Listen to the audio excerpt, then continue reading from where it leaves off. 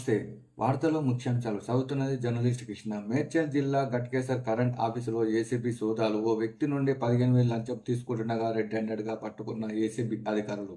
Current AE Balaram Naik, lineman Hemanth Naik ఇద్దరు 15,000 లంచం తీసుకుంటుండగా పట్టుకున్నారు. మేడ్చల్ వ్యవసాయ మార్కెట్ కమిటీ పాలకవర్గ పదవీ ప్రమాణ స్వీకారం చేసే సభ్యులకు నిన్న Congress SC cell greater convener తోటకూర శ్రీకాంత్ అభినందనలు తెలిపారు. ముఖ్యంగా మార్కెట్ కమిటీ వైస్ చైర్మన్ గా ప్రమాణ స్వీకారం చేసిన విఠల్ నాయక్ శాల్వా కప్పి అభినందనలు తెలిపారు.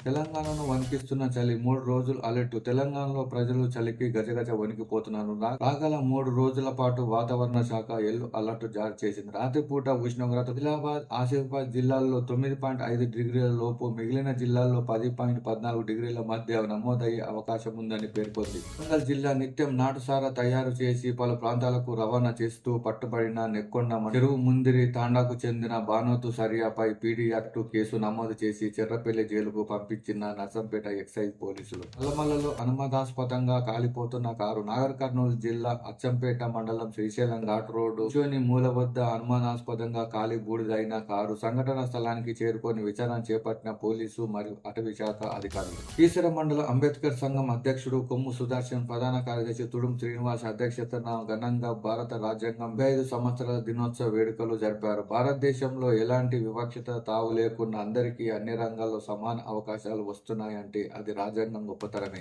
భారత్ ఎలక్ట్రానిక్స్ లిమిటెడ్ బెల్లో ఉద్యోగాలు. మొత్తం ఖాళీలు 229. వేతనం 40,000 నుండి 1,40,000 వరకు. దరఖాస్తు చివరి తేదీ డిసెంబర్ 10. ప్రపంచంలోనే అత్యంత ఎత్తైన గాంధీ విగ్రహం ఏర్పాటు కోసం తెలంగాణ ప్రభుత్వం కేంద్రానికి విజ్ఞప్తి. 222 ఎకరాల డిఫెన్స్ భూమిని రాష్ట్ర ప్రభుత్వానికి అప్పగించాలని కేంద్ర రక్షణ శాఖ మంత్రి రాజ్నాథ్ సింగ్ ని కలిసి విజ్ఞప్తి చేసిన CM Revanth Reddy, deputy CM బట్టి విక్రమార్క. తిరుమలలో అనూహ్య సంఘటన జరిగింది. భక్తుల కోరికలు తీర్చే వెంకటేశ్వర స్వామి ఆలయం హుండీలో దొంగతనం జరిగింది. నవంబర్ 23న శ్రీవారి ఆలయంలో స్టీల్ హుండీలోంచి కొంత నగదు దొంగిలించాడు. పట్టపగలు మధ్యాహ్నం 2 గంటల సమయంలో ఈ ఘటన జరిగింది. నగదు చోరీ చేసి అక్కడి నుండి పరారయ్యాడు.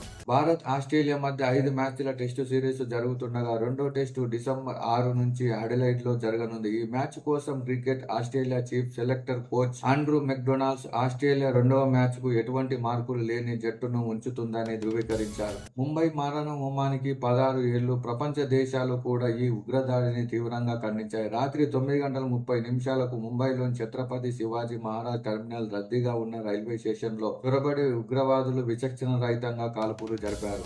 ట్రంప్ అధ్యక్షుడిగా బాధ్యతలు స్వీకరించిన వెంటనే అమెరికా సైన్యం నుండి ట్రాన్స్జెండర్లను తొలగించేందుకు చర్యలకు ఉపక్రమిస్తున్నట్లు విశ్వసనీయ వర్గాలు వెల్లడించాయి. సంబంధిత ఉత్తర్వులు జనవరి 20న జారీ చేసే అవకాశం ఉన్నట్లు సమాచారం. వార్తలు ఇంతటితో సమాప్తం. Thank you.